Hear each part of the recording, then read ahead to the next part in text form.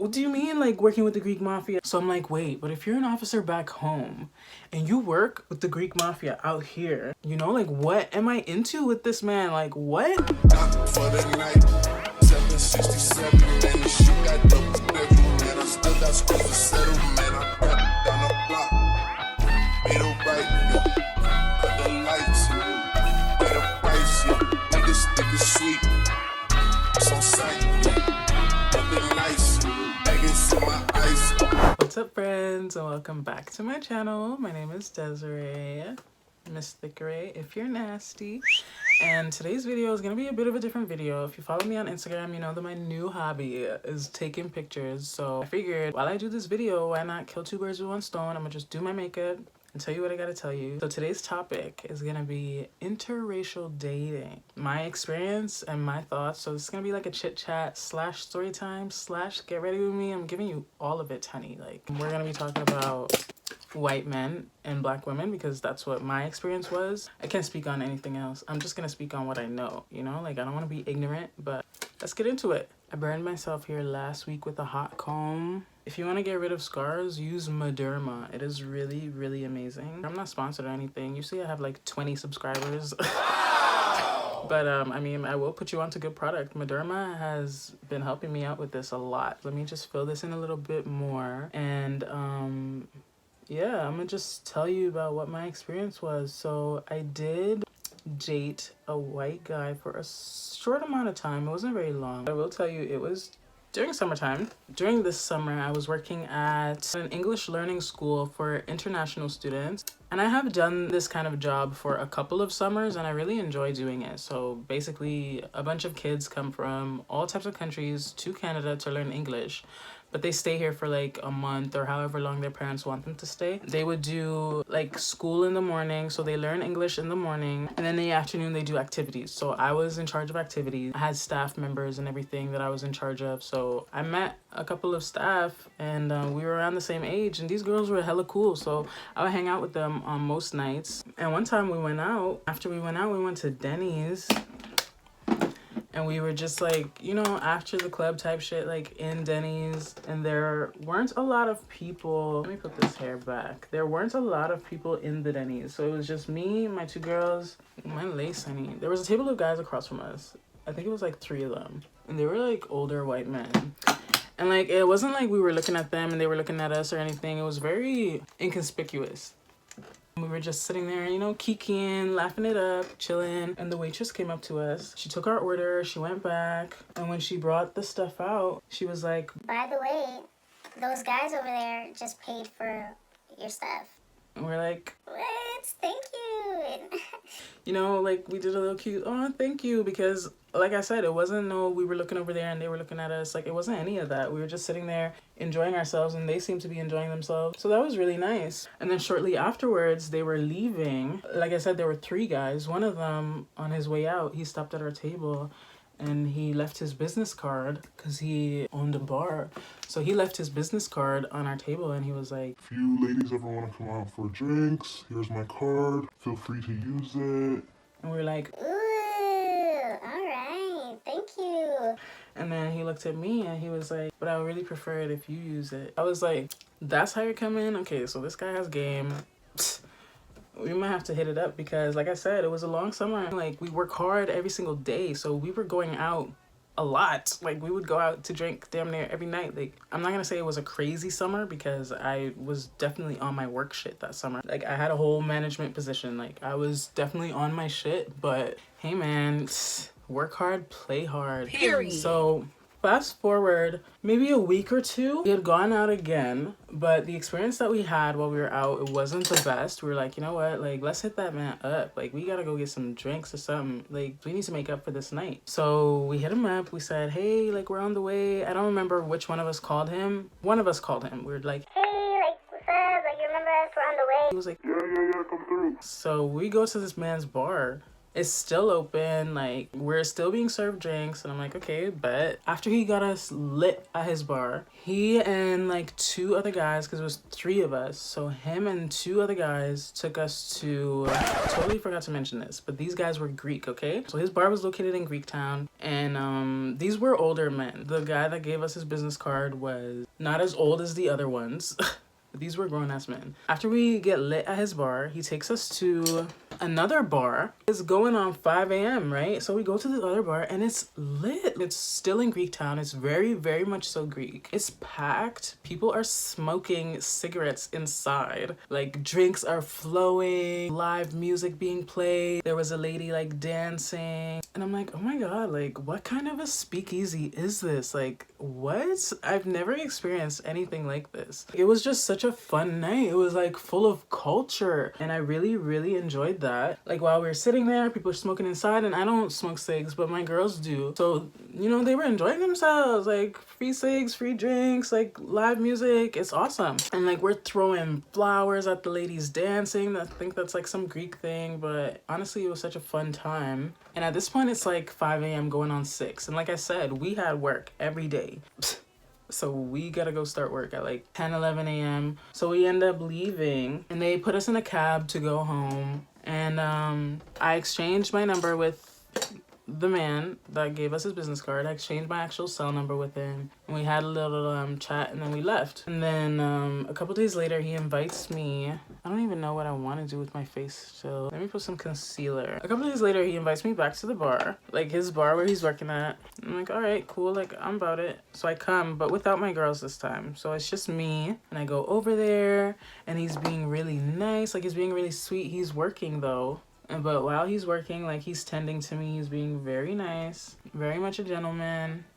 I didn't feel like drinking that night, so I didn't drink as much, but we enjoyed each other's company. Like we would chat whenever he got a free moment, and then I think he was closing up his bar, so we would chat and whatever. But that's pretty much how we met. Like that's the story of how I met this man, this Greek man. And yeah, so we bonded and we ended up dating. And when I say dating, I don't mean like a full-on exclusive committed relationship. I just mean like literally we go on dates. So we were dating, we went out on a couple dates, and this was, like I said, over a short period of time. Like we did not date very long. We dated for maybe like a month and a half. Yeah, maybe like a month and a half, not even 2 months.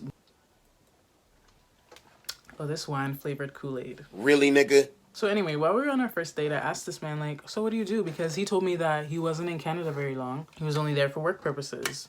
So I'm like, okay, well, like, what work purposes? Like, is it the bar? Like, what do you mean? You're only here in Canada to work at a bar? Like, he was like, no, like, I'm a police officer back home. And I was like, oh, okay, dope. So, like, what are you doing out here? And he kind of was, like, dodgy on the subject. He didn't really want to get into it. So I don't like to press. Like, if I see that somebody's uncomfortable talking about something, I'm not going to press unless it, like, affects me and I just need to know. But I didn't need to know. Like, that's not my business. So I didn't press. But, yeah, so he told me that he was a police officer. And I'm like, okay, cool. Like, that's interesting. I've never been with, like, a man of the law. Like, that's definitely a first for me. But I didn't question it. And then another time we were hanging out and he was venting to me. He was like, Desiree, honestly, like, I don't know what I want to do. I don't know if I want to go back to Greece, like, working with the Greek mafia. Huh? I'm like, sir, you gotta pump the brakes. What do you mean working with the Greek mafia? Didn't you tell me you were an officer? And I think he kind of just like, it just slipped out. Like, I don't think he meant to say that, but he did. Like, what do you mean like working with the Greek mafia? So now I'm replaying all the times that I've been to his bar and I'm trying to put the pieces together. Like, oh my God, like it's making sense. Like that damn speakeasy that he took us to the first time, like all the men that I've seen walk in and out of the bar. I'm just starting to pick up on like little things now, like it's making sense. So I'm like, wait, but if you're an officer back home and you work with the Greek mafia out here, like what do you, like are you an undercover cop? Like, you know, like what am I into with this man? Like what? And because his accent was so strong and he didn't speak a lot of English, honestly, the language barrier was so hard for me to get past. he did not speak a lot of English. Truthfully, it was really hard for us to communicate, like even through text and like phone calls. Like it was very, very tough, and it got boring very fast because we just would always say the few sentences that he knew to say in English. Like, hey, how are you? Good. What are you doing today? Like, you know, shit like that, and it just got boring very fast. But we did spend like quite a bit of time together. So at some point he was like, hey, like, I think I want to stay. I can spend more time with you. I don't have to go back for another couple months, but I think I'm gonna extend it. And then before I go, maybe we can take a trip. Like, just pick any place where you want to go, and you know, I'll pay for it and we'll just go. But at this point, I'm like, you know what? Like, the language barrier, I can't deal with. This man told me, like, he's working with the mafia. Like, I don't know if this is something that I want to continue. Sorry, I'm just going to be doing this for a while. I got to buff this powder in. But yeah, I'm, like, having thoughts, like, I don't know if I want to continue. Like, I just... Like, how did I catch myself in this type of situation? I was just trying to have, like, a cute, like, summer fling, you know? Like, he treated me very nicely, but I'm young. Like, I can't just...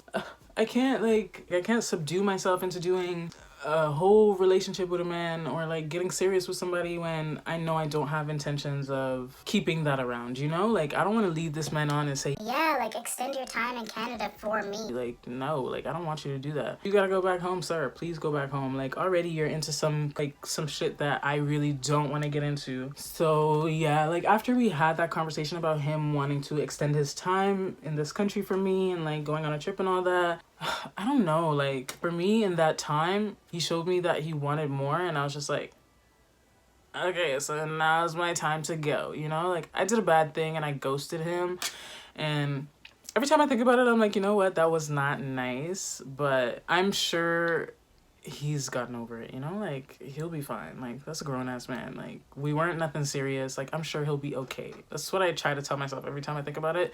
But again, like, it wasn't a nice thing to do. Like, ghosting people is not cool. But I did it. Okay, I did. Like, I just didn't want to deal with it no more. And there were other things throughout that, like, showed me that I kind of didn't want to be in that situation with him anymore, because some topic came up and I told him, like, I've never been with, like, a Greek person. I've actually never been with a white person before. He was like, really? And I was like, yeah. Like, why are you so surprised? Like, have you been with black women before? He was like, yeah, all the time. And I'm like, man, pump the brakes, bro. Like, now I'm thinking, okay, so did you purposely seek me out? Because that's making me feel a different kind of way, you know? Like, I don't know if it's just me or what, but that was, like, the first time that I was ever with somebody white, with somebody non-black. So him telling me that he's dated multiple black women before me makes me feel like, okay, well, like, am I a fetish? Like, am I being fetishized? Like, am I being sexualized? Like, is that why you're with me? Like, these are the things that I'm thinking. I didn't say them, but it was definitely what I thought. And I don't know if those were genuine thoughts that I was having, or if it was just me projecting what I've been hearing and what I've been reading about interracial relationships. Sorry, y'all. Like, when I see stuff about, like, black women dating outside of the race, it's usually Like, oh, you're being sexualized, or that man just wants you to feed his fetish. you know, things like that. Like, that's stuff that I read pretty often. So in that moment, that's what I was thinking, and I don't know, like I said, I don't know if those were genuine thoughts or if I was just projecting what has been ingrained in me, you know? So after he said that, it kind of turned me off a bit. I was like, wait, like, are you just, like, am I being sexualized? Like, you know, like, I know I put a certain energy out there, and I know I'm, like, damn near, like, Aphrodite. Like, I don't know what's wrong with these men, but I have so much to offer other than, like, sex in my body, but it seems like it's the first thing that they see. I think it just oozes out of me, but, like, accidentally. Like, you know, I don't put that stuff out there on purpose. Like, I'm not purposely trying to be, like, I'm not trying to be that, you know? But it don't matter what the race, they ain't shit. At the end of the day, they see what they want to see. So I was like, damn, like, am I being sexualized? Because I don't really like that. Like, that makes me feel very uncomfortable. That, in addition to the language barrier and poor communication, in addition to the fact that he was caught up in the Greek mafia, it just made me not want to do it anymore. So I ghosted him, and it was what it was, but, like, it was a good experience nonetheless. Like, I'll never talk bad about him or anything like that. Like, I definitely enjoyed myself while we were dating, But yeah, that ended. But I just wanted to talk about my experience with this because, you know, as we're going through a really big discussion about racial injustice and systemic oppression, you know, police brutality and things like that, the topic of dating outside of your race has come up a lot on my social media. I'm not gonna lie to you, I have seen it a lot, and I don't like what I see when I read about it because Black men can go around and date whomever they want. They can date Latinas, they can date Asians, they can date, who else is there? They can date white women. They can date whomever they want. And they're more likely to get props for it than to be ridiculed for it or to be bashed for it. But for Black women, it is not the same. Black women date somebody outside of their race, especially a white man. Like, for example, Doja Cat. Doja Cat is being called a bed wench. You know, she's sucking the slave master's, you know, like all types of horrible, nasty things. And this is nothing new. Like, this is how it's always been regarding the topic of Black women dating outside of their race. For the men, it's cool. They can do whatever they want. They can date whomever they want. Props, like, here you go. You get 5 golden stars. But when we do it, it's a problem. And I really, really, really don't like that. I just hate that double standard. And I get it. We live in a world full of double standards, but that is one that I just can't get with. I know it's taking me a while to buff this out, but y'all, I have a process, okay? I'm not a makeup artist or nothing like that, but this is my process. Yeah, all of a sudden, Black women are diluting their bloodline. They don't care about their ancestry. They're turning their back on their culture, all of that. And that's really harmful to say. I was never raised to be the kind of person that looks down on others simply for being different or having different attributes, you know? Like, my parents raised me to believe that being gay is okay. Like, you know what? If you want to be gay, but just bring somebody home at the end of the day. My dad has told me that a million times because there was a time where he really thought I was gonna die single. Like, I was gonna be single forever. So he was like, you know what, Desiree, at this point, I don't care who you bring home. I don't care if it's a man.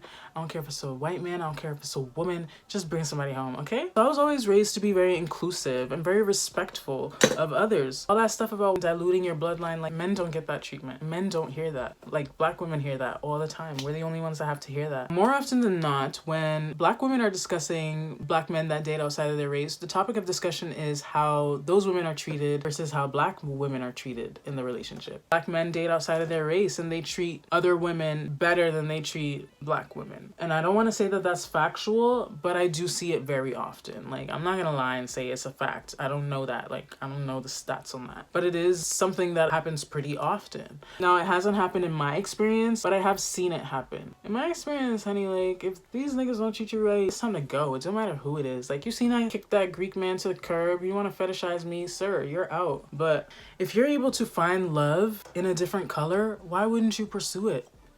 You know, like, that seems like such a trivial matter. It doesn't matter. Like, it really doesn't matter. And of course, me and this Greek guy didn't date long enough for us to have, like, really serious discussions surrounding culture and like his thoughts on certain things. Like, it just never came up. But had we dated longer, I probably would have brought it up just to make sure that we are on the same page, because you can be with somebody of a different race, think that they love you, and whole time they're low-key racist. Like, that's definitely a thing as well. I just never got the chance to find out what it was because we didn't date long enough. That's a very important discussion that needs to be held. Like, how are we going to raise our children? Like, what do you think about what's going on? Like, what do you think about all this police brutality against people of color? What do you feel? Like, that's definitely an important discussion that you need to have very early on in the relationship, just to save yourself the hurt. Because once you have children with this man or woman and you realize that their views are totally different from yours, you're gonna regret ever, like, getting into that situation so deep.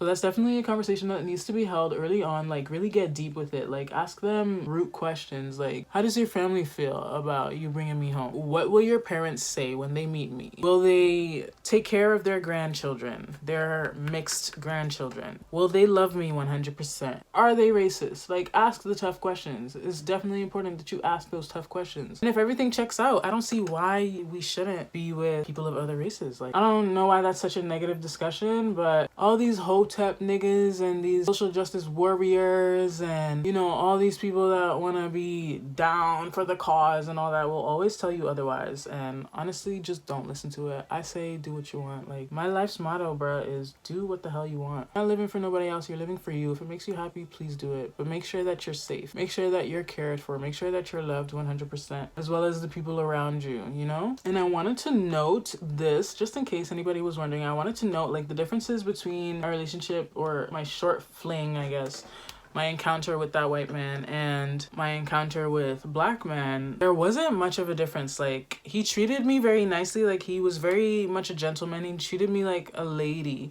But I don't want to say that it was because he was white. I want to say that it's because, one, he was much older. He wasn't much older. Like, he wasn't like in his 40s. The man was like 32. He was an older man, so it was because he was a grown man, one, and because he was European. I feel like European men have a different standard for how they treat their women, as opposed to us North Americans. And I didn't just get that from my experience with him. I've seen it with many other European people. Like, they just treat people differently than North Americans do. He had a bit of a different standard for the way that he treated me, and I did appreciate that. But honestly, I feel like it was just because he was an older man. Like, when you deal with a grown man, things are just a bit different regardless of race. And some of the other differences, honestly, it was pretty much the same as being with anybody else. Like, I enjoyed my time with him. The way that I felt at the end of that relationship was like, I kind of don't really want to feel that again. Then shortly afterward, I met my boyfriend, so I went back to chocolate at the end of the day. End of the day, it is what it is. But like, I'm not a stickler for having to be with a black man. Like, I don't think that black women need to settle down with black men or vice versa. I don't think that that's a must. Like, that's not mandatory in my books. Like, be with who you want to be with. Like, it just so happens that the person that I'm currently in a relationship with is black. But honestly, like, it's not like I made it a part of my checklist. Like, oh yeah, the person that I settled down with in life has to be black. Like, that was never a requirement of mine. There are a lot of people out there that will treat you better than any other man would. Like, are you gonna settle down with a black man simply because he's black when there's an Asian man around the corner that has all of the qualities that you want, aside from the fact that he's black? And this black man has 2 qualities out of your list of 17. You gonna stay with him simply because he's black? Like, girl,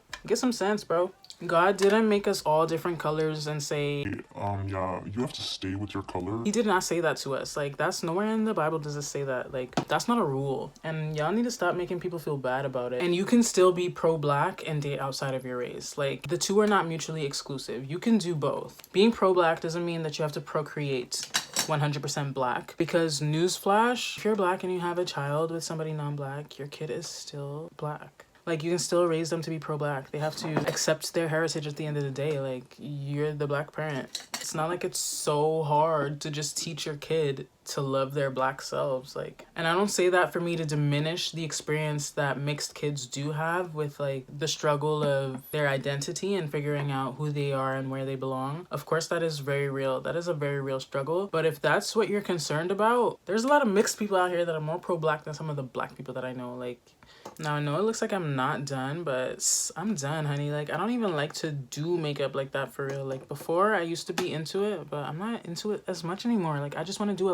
little light makeup and go. Like, this is my new favorite. Put a little light, someone, like a little lip gloss, a little Vaseline, whatever, keep it moving. Like, this is it. So yeah, for my final thoughts on the matter is just, we need to do better as a society and stop pressuring people into feeling a way about things that we're allowed to have different opinions on. We're allowed to have differing opinions. We're allowed to live different lifestyles. Just because you're black and your husband is black and all your children are black doesn't mean that we need to do the same thing. That's the way that my life is going right now, but I wouldn't be opposed to it if any of my friends wanted to get with somebody non-black. You know, like any of my siblings wanted to, like, I would not be opposed to that at all. Like, that's not a problem for me. I would encourage it. Just be with who you love. Like, this person makes you feel nice, they treat you well, they respect you, they respect your family, they respect your culture, they understand you, or even if they don't understand you, they take interest in learning. Hey man, like, do that. But again, like I said, you have to have those difficult discussions. You have to have those deep chats in the beginning. Like, be real with me. How do you feel about this? And how does your family feel about this? Before I go any further with you, before we really settle down and commit ourselves to this relationship, I need to know some really important key things. Dating outside of your race does not mean that you hate yourself. It's not equated to self-hate, okay? But yeah, those are my final thoughts on the matter. You don't have to subject yourself to dating within your race. If you want to, like, that's genuinely something that you want, like, you just want to settle down with somebody black, all right, do your thing. But like, don't bash somebody else for not having that same vision, you know? Some of us were raised to not believe that, you know, that all people are meant to be with certain people. Like, that's not the truth. Like, we need to unlearn that. You can be with whomever you want to be with, okay? The same way that black men are treated when they date outside of their race, let's start treating black women that same way. You giving your man daps for dating a white girl. If your sister were to date a white guy, all of a sudden she's this, she's that, she's a bedwench. Let's just be a little nicer. You know, like, fuck, let's just be a little nicer. Obama is not 100% black. Nobody seems to have an issue with that, though. That's your forever president, right? You're gonna say that his parents diluted their bloodline? They made a whole president. If you feel like dipping into different ponds, get your little toes wet, honey. Like, at least experience it before you can have an opinion about it, you know?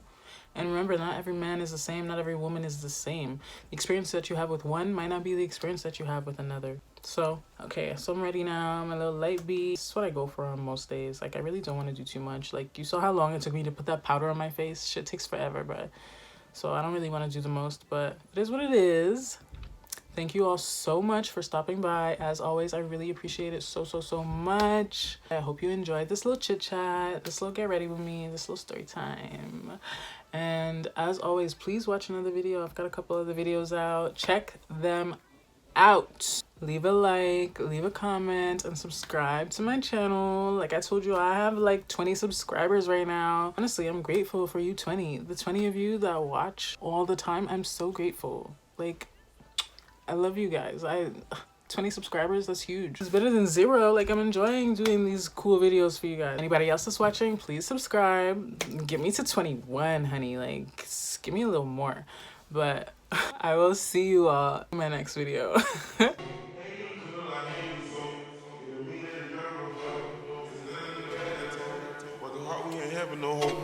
I look like a charm, 50 rest on the arm. But you know me a storm. I stay flowers, they all born. Put these hoes like it's pouring. I get higher than the Osborne. I'm at couch for torn. Getting money is so important. Thought I was done.